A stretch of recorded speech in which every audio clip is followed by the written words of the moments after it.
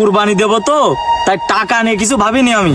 ওইটাই তো ভাই, কুরবানিটা ওই আল্লাহর খুশি তো দিতে হবে। ও দাম দর করে গোশের ওজন করে ও গরু কিনা যায় না। তা ভাই আপনার বাড়ি কোন জায়গায়? আরে ভাই আমাকে বাড়ি এই পাশে, ওই দলের নাগর গ্রাম। ও আচ্ছা, যাক ভালো। কেন ভাই কোনো সমস্যা নাকি? না ভাই কোনো সমস্যা না, এমনি শুনতিলাম। তাহলে থাকেন, আপনার গাড়ি আসার সময় হয়ে গেছে। আচ্ছা ঠিক আছে আচ্ছা ভাই, তাহলে আমিও চলে গেলাম। এ সাকিব, কি ভাই? মিয়া ভাই দেখেছেন নাই? না তো দেখিনি, সকালে দেখলাম বাজারের দিকে যাচ্ছিল। মিয়া ভাই এখন কোনো ভাবে কদিনই খুঁজেই পাচ্ছি না সকাল ধরে। এ ভাই তোর হাতে কিসির টাকা? ও মিয়া ভাই গরু বিক্রি করতে কইলো, তাই মিয়া ভাইয়ের গরুটা বিক্রি করে দিলাম। এই টাকাগুলো মিয়া ভাইয়ের দিতে হবে, তাই খুঁজে বেড়াচ্ছি। ও আচ্ছা ভাই, তা কত বিক্রি করলি ভাই? ও করেছি, এখন তুই যা। আচ্ছা ঠিক আছে। এই মিয়া ভাইয়ের এখন কনে খুঁজবো? কিরে তুই না মাত্র আমারে কলি যে তুই এমন কিছু করিস না আমি তোর গায়ে হাত তুলতে পারবো না। কি করিসনি তুই? এইগুলো কি সব মিথ্যে? তুই আমার ভাই, তোরে আমি বিশ্বাস করে আমার গরুটা বিক্রি করে দিতে কইছি, আর তুই আমার সাথে এত বড় ধোঁকাবাজি কি করে করতে পারলি? তুই সবই জানিস আমার ওই গরুটা আমি কত কষ্ট করে লালন পালন করেছি। আরে আমি নিজে খাইয়ে না খাইয়ে আমার ওই গরুর খাবার কিনেছি, তুই সব ভুলে গেছিস ভাই।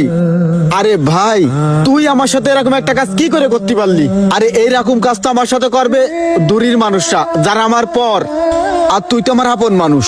তুই কি করে এরকম একটা কাজ আমার সাথে করতে পারলি? আমার একটা আশা ছিল যে তোর মাধ্যমে যদি আমি গরুটা বিক্রি করি তাহলে আমি হয়তো ভালো দাম পাবো।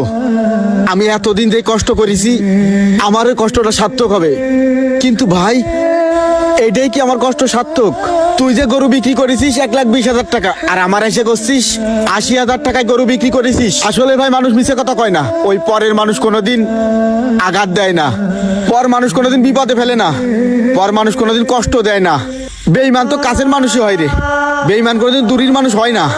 যাকে আমরা মেলা বেশি ভালোবাসি, যাকের বিপদে আমরা আগে যাই, যাকের পাশে আমরা সবসময় ছায়ের মতো থাকি, ওই তারাই একদিন আমাদের ক্ষতি করে, আর ওই তারাই একদিন আমার সাথে বেঈমানি করে।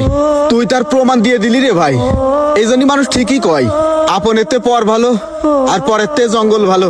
তা তুই যা করেছিস আমার সাথে কাজটা ঠিক করিসনি ভাই। এই টাকার জন্যই তো আমার সাথে এই কাজটা করেছিস। এই টাকা আমার লাগবে না, এই টাকা তুই রেখে দে। অচেনা মানুষ কখনোই বিশ্বাসঘাতকতা করে না। বিশ্বাসঘাতকতা তো তারাই করে যাদেরকে আমরা বিশ্বাস করেছি, যাদেরকে আমরা আপন ভেবেছি। যে ব্যক্তি অন্যের সাথে বিশ্বাসঘাতকতা করে সে আসলে সবার আগে নিজের সাথেই বিশ্বাসঘাতকতা করে।